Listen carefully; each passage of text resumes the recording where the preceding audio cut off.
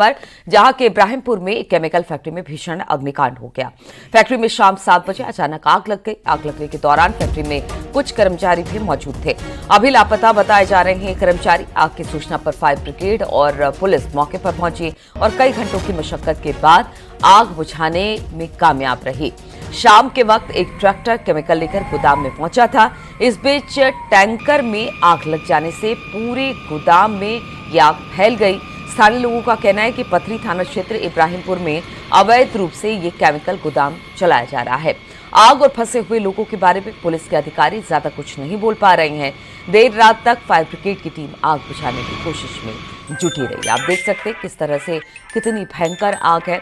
आग ने पूरी फैक्ट्री को अपनी चपेट में ले लिया। बताया जा रहा है कि तेल का एक टैंकर था, जब वो अंदर की तरफ गया उसी से आग पूरी फैक्ट्री में फैली और पूरी तरह से जलकर ये फैक्ट्री राख हो गई। हालांकि बड़ा मुशक्कत फायर ब्रिगेड को भी करना पड़ा आग पर काबू पाने के लिए, लेकिन बताया जा रहा है इसमें कुछ लोग भी उस दौरान मौजूद थे जिनका अब तक कुछ पता नहीं चल पाया है। हरिद्वार की केमिकल फैक्ट्री में भीषण आग लगी हुई है। इस वक्त न्यूज़ 18 की टीम ग्राउंड जीरो पर पहुंची हुई है और तस्वीरों के जरिए हम आपको दिखा रहे हैं कि कितनी भीषण आग इस फैक्ट्री, इस गोदाम में लगी हुई है। बताया जा रहा है कि ये केमिकल का गोदाम है जो हरिद्वार के इब्राहिमपुर में पिछले कई सालों से चल रहा था। आज शाम 7 बजे, अब लगभग 4 घंटे से ज़्यादा का समय हो गया है, शाम 7 बजे इसमें इस गोदाम में अचानक आग लग गई। और आग, क्योंकि ये केमिकल का गोदाम है, आग इतनी विकराल है कि तस्वीरों में देखा जा सकता है कि कितनी भीषण लपटें आगे की यहाँ पर उठ रही हैं और धुएं का कितना बड़ा गुबार कई किलोमीटर दूर से देखा जा सके, इस तरह का इतना बड़ा गुबार ये यहाँ पर नज़र आ रहा है। फायर ब्रिगेड की टीम हमारे चारों तरफ, इस वक्त फायर ब्रिगेड की टीम यहाँ पर मौजूद है और पिछले कई घंटों से आग बुझाने का प्रयास यहाँ पर चल रहा है, लेकिन अभी तक जितने भी फायर ब्रिगेड के जितने भी यहाँ पर प्रयास है आग बुझाने के, वो पूरी तरह से अभी तक यहाँ पर सफल नहीं हो पाए हैं, नाकाम हो रहे हैं और आग अभी तक बुझती हुई नज़र नहीं आ रही है।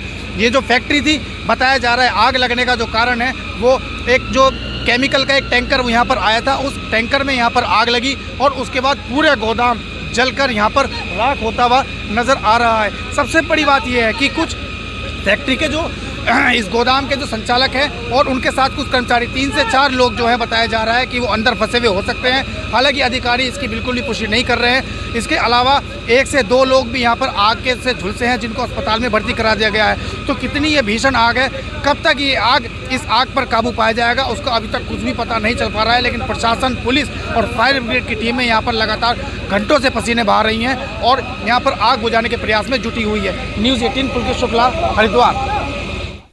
और इसी पर बातचीत करने के लिए तमाम अपडेट्स के साथ पुलकित शुक्ला इस वक्त हरिद्वार से हमारे साथ जुड़ गए हैं। पुलकित, क्या फिलहाल आग पर पूरी तरह से काबू पा लिया गया है? और जिन मजदूरों की बात हो रही है कि जिस वक्त आग लगी वो वहां पर अंदर मौजूद थे, क्या उनकी संख्या का अब तक कुछ पता चल पाया है? कौन थे, कहाँ के थे, कुछ पता लग पाया अब तक? जी देखिए, आग बुझाने का जो काम था वो पूरी रात चलता रहा। फायर ब्रिगेड की सभी गाड़ियां, फायर टेंडर जितने भी थे वो लगातार आग पर काबू पाने की कोशिश करते रहे और अब से थोड़ी देर पहले जो आग की बड़ी बड़ी विकराल लपटें थी उनको शांत कर लिया गया है। आग की लपटों पर काबू पा लिया गया है। हालांकि पूरी तरह से जो आग थी वो पूरी तरह से अभी शांत नहीं हुई है। धुआं और मलबा वहां पर बहुत ज्यादा इस वक्त बना हुआ है, इसलिए पुलिस और फायर ब्रिगेड के जो लोग हैं वो अंदर जाने की स्थिति में अभी नहीं है। और जहां तक बात है जो लापता लोग हैं उनका बारे में अभी कुछ नहीं पता चल पाया है, क्योंकि एक जो बुजुर्ग बताए जा रहे हैं जो कि इस गोदाम नुमा इस फैक्ट्री का जो संचालन करते थे और उसके अलावा 2 या 3 कर्मचारी भी थे, वो अभी तक लापता बताए जा रहे हैं। जो लोग अंदर से निकलकर, एक जो कर्मचारी था जो कि झुलस गया है और वहां से निकलकर जो बाहर आया है उसका इलाज अस्पताल में चल रहा है, उसके द्वारा ऐसा बताया गया है कि 3 लोग अंदर मौजूद थे और जब वो वहां से निकले 3 लोग अंदर मौजूद थे। अभी तक उनका कुछ पता नहीं चल पाया है, लेकिन क्योंकि जिस तरह से स्थिति, जिस तरह से लपटें देखी जा रही है, कितनी विकराल ये आग है और उनके बारे में अभी तक कुछ पता भी नहीं चल पाया, तो जाहिर तौर पर अंदाजा लगाया जा सकता है कि किस तरह की घटना उनके साथ में घटी होगी। फिलहाल जो फायर ब्रिगेड की टीमें हैं वो पूरी तरह से स्थिति को नियंत्रण में करने में लगी हुई हैं और बहुत जल्द बताया जा रहा है कि जो फायर की जो टीमें हैं वो अंदर जाएंगी और अंदर का जब जायजा लेंगी तो पता चल पाएगा कि अंदर जो फंसे हुए लोग हैं उनको किस तरह से निकाला जा सकता है, क्या वो अभी तक जीवित हैं या अभी तक वो जीवित नहीं है। ये सब इस तरह के ऑपरेशन में जो है पुलिस यहाँ पर जुटी हुई है। जी ठीक है पुलकित, बहुत बहुत शुक्रिया आपका जानकारी देने के लिए।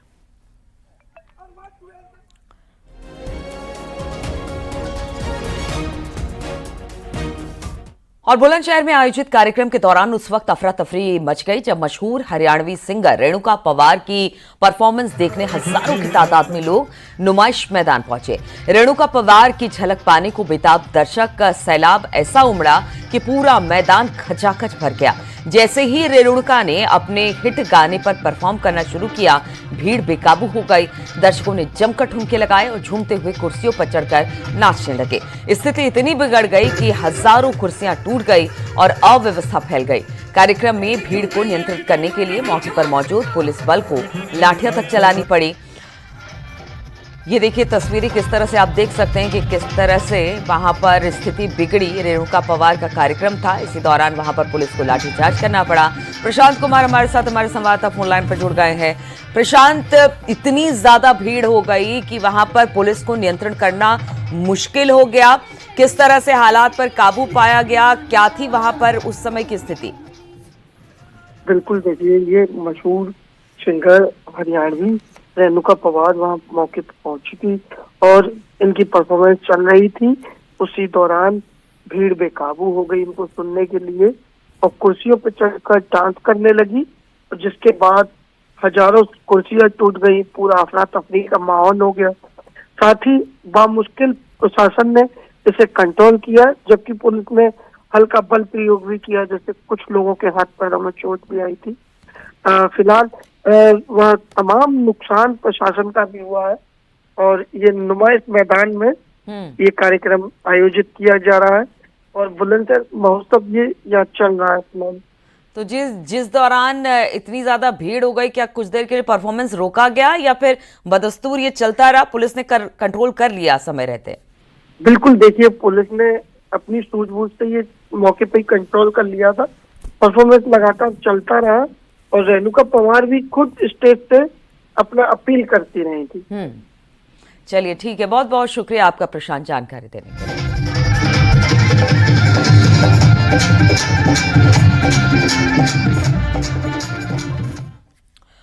और मुजफ्फरनगर में समाजवादी पार्टी को एक बड़ा झटका लगा है। मुस्लिम समाज के सैकड़ों कार्यकर्ता ने आरएलडी का दामन थामा है।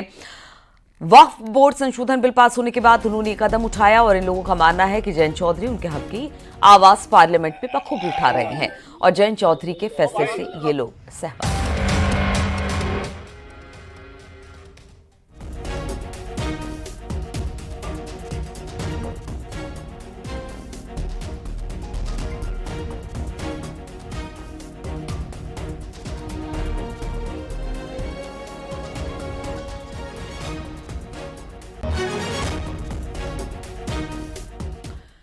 और राष्ट्रपति के वक्फ संशोधन बिल 2025 को मंजूरी दे दी है, जिसके बाद अब यह कानून बन गया है। लेकिन वक्फ संशोधन पर सियासी बयानबाजी थमने का नाम नहीं ले रही है। कांग्रेस और एसपी नेताओं ने एक बार फिर नए वक्फ कानून को मुस्लिम विरोधी बताकर निशाना साधा, जिसके बाद बीजेपी ने भी अब पलटवार किया है।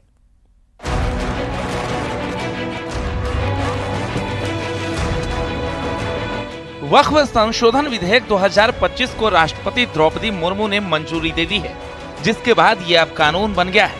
वहीं इसे लेकर कांग्रेस और समाजवादी पार्टी की तरफ से अभी भी बयानबाजी जारी है।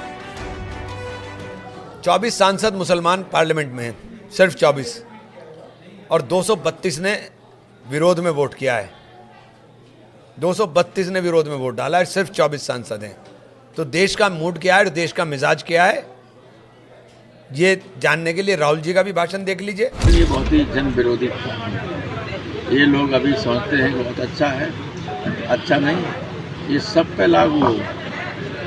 कलेक्टर चाहे जिसकी मंदिर की, मस्जिद की, गुरुद्वारा की, चर्च की जमीन को चाहे जब कह सकता है कि ये उनकी जमीन है, वैसे काम करता है। बीजेपी सांसद साक्षी महाराज का कहना है कि दावों में ताजमहल, लाल किला और पार्लियामेंट वक्फ की संपत्ति है।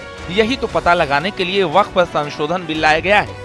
ताजमहल भी वक्फ की संपत्ति है, पार्लियामेंट वक्फ की संपत्ति है, लाल किला भी वक्फ संपत्ति है, जहाँ कुंभ लगा वो भी वक्फ संपत्ति है, सब वक्फ संपत्ति है। तो हिंदुस्तान का क्या है? इसलिए क्या वक्फ की है क्या नहीं है, ये सारे का दूध का दूध पानी का पानी हो जाता है। अलीगढ़ में वक्फ बिल पास होने पर मुस्लिम महिला नेता रूबी खान ने पीएम मोदी की तस्वीर को तिलक लगाकर मिठाई खिलाई। इस मौके पर उन्होंने कहा कि अखिलेश यादव न हिंदुओं के बन पाए न मुसलमानों के। अखिलेश यादव हैं, वो कभी ना तो हिंदू के बन पाएंगे, ना किसी मुसलमान के। उनका काम हमेशा रहा है जनता को भड़काने का, सिर्फ अपने वोट के लिए। काशी में रामनवमी पर महिलाओं ने कलश यात्रा निकाली, जिसकी अगुवाई नाजनीन अंसारी ने की।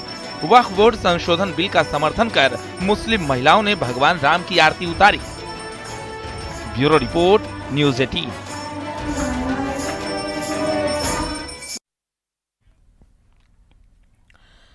उधर बीजेपी के राज्यसभा सांसद लक्ष्मीकांत वाजपेयी ने भी वक्फ बिल को लेकर विपक्ष पर सवाल खड़े किए। उन्होंने कहा कि विपक्ष के पास विरोध के लिए कोई तर्क नहीं था।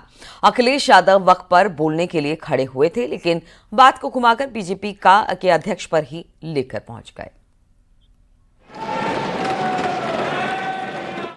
सभा में विपक्ष के वक्फ बोर्ड पे बोलने पर तेवर ही नहीं थे। अखिलेश यादव सबसे बड़े तुर्रम खां समझे जाते हैं अल्पसंख्यक समाज के। वो भाजपा के राष्ट्रीय अध्यक्ष की बात कर रहे थे वक्फ बोर्ड पे बोलते समय। इससे था कि उनके पास कोई सामग्री नहीं थी, कोई तर्क नहीं था, केवल मुस्लिम तुष्टीकरण। लेकिन साथ ही साथ ये डर भी था कि अगर हमने बहुत तेजी से बोले तो कहीं हमारा हिंदू वोट रख सक जाए। इसलिए दुविधा में दोनों गए। माया मिली न राम की स्थिति उन दलों की होने वाली है।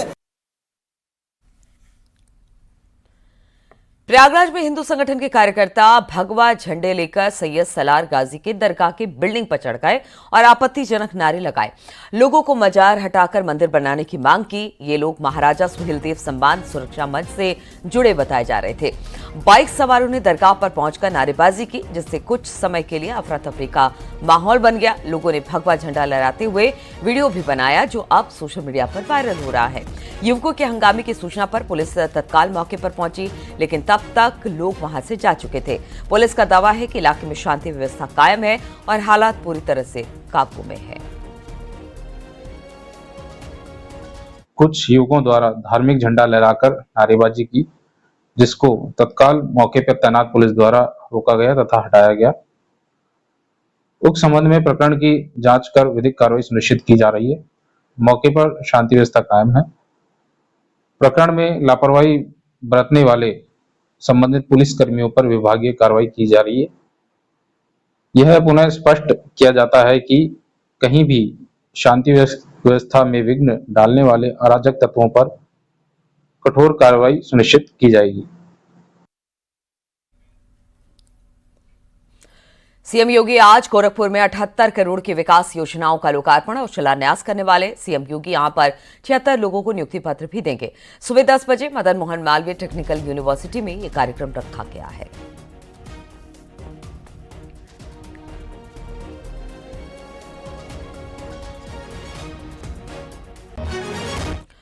सीएम योगी आज एक राष्ट्र एक चुनाव के अंतर्गत प्रदेश स्तरीय सेमिनार में शामिल होंगे। लखनऊ के इंदिरा गांधी प्रतिष्ठान में शाम 4:30 बजे ये सेमिनार होगा। इससे पहले वो दोपहर 3 बजे 35वीं वाहिनी पीएससी में आयोजित पहले Akhil Bharatiya police handball cluster के कार्यक्रम में मौजूद रहेंगे।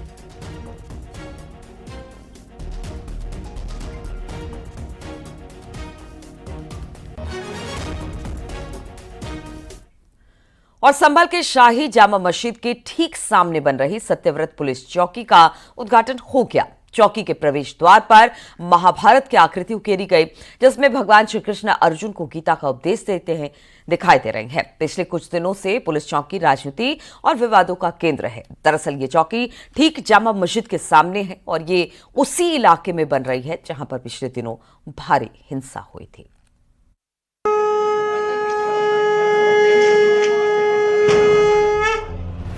संभल में बनी सत्यव्रत पुलिस चौकी का रामनवमी पर उद्घाटन हुआ। ये चौकी संभल हिंसा के बाद 100 दिन के भीतर बनकर तैयार हुई है। जामा मस्जिद के सामने बनी चौकी का उद्घाटन भी रामनवमी पर किया गया।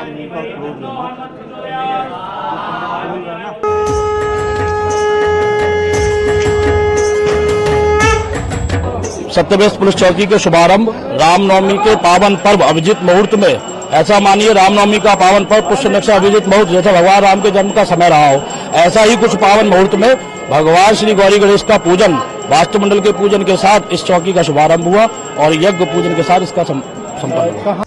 डीएम, एसपी और सीओ समेत तमाम अधिकारी मौके पर मौजूद रखे। इस चौकी से जिले का पुलिस कंट्रोल रूम संचालित होगा। पुलिस चौकी में सामने की दीवार पर महाभारत का श्लोक लिखवाया गया है। सत्यव्रत पुलिस चौकी का मेन गेट महाभारत के रथ की आकृति का है। संभल में 1978 में हुए दंगे के पीड़ित विष्णु शरण रस्तोगी सत्यव्रत पुलिस चौकी पहुंचे। नई चौकी को देखकर उन्होंने कहा कि कल्पना के परे हरि मंदिर के सामने सत्यव्रत पुलिस चौकी बनी है। ये तो हमारी कल्पना से भी बाहर की बात है कि हम आज इसे हरिहर मंदिर के सामने ये सत्यव्रत चौकी देख रहे हैं। ये हमारे जो प्रशासनिक अधिकारी हैं और हमारे मुख्यमंत्री जी हैं, उनकी ये बहुत ही उत्तम और दूरदर्शिता की ये निशानी है, उदाहरण है कि संभल के सुरक्षा के लिए उन्होंने इस चौकी का निर्माण किया है। संभल में शाही जामा मस्जिद के पास बना सत्यव्रत पुलिस चौकी सेल्फी पॉइंट भी बन गया है। लोग पुलिस चौकी में लगे बोर्ड के साथ सेल्फी ले रहे हैं। लोगों ने जामा मस्जिद इलाके में पुलिस चौकी खुलने पर खुशी जताई है। 24 नवंबर को उसके बाद इसकी जरूरत बहुत पड़ गई थी आसपास के लोग। देखिए, जो 24 नवंबर को हुआ, जो होना था वो हुआ। हाँ, सहयोग इसमें पहले दिन से रहा है। हाँ, क्योंकि हमने स्वागत किया है, आज इसका इनॉग्रेशन हुआ है। क्या नाम है आपका? मोहम्मद आजम। आजम, ये बताइए डीएम साहब ने क्या कहा, आपको कुछ कह रहे थे? देखिए, वो भीड़ में थे, उनसे बात नहीं हो पाई। इस टाइम स्वागत करके वो जल्दी में थे, चले गए। बात को होगी, पहले हुई थी उनसे बात, उन्होंने कहा था क्या आप आना। संभल में रामनवमी के मौके पर शोभा यात्रा निकाली गई, जो कि शहर के अलग अलग इलाकों से होकर गुजरी। शोभा यात्रा के लिए संभल में सुरक्षा के पुख्ता इंतजाम किए गए थे। न्यूज़ 18 के लिए ब्यूरो रिपोर्ट।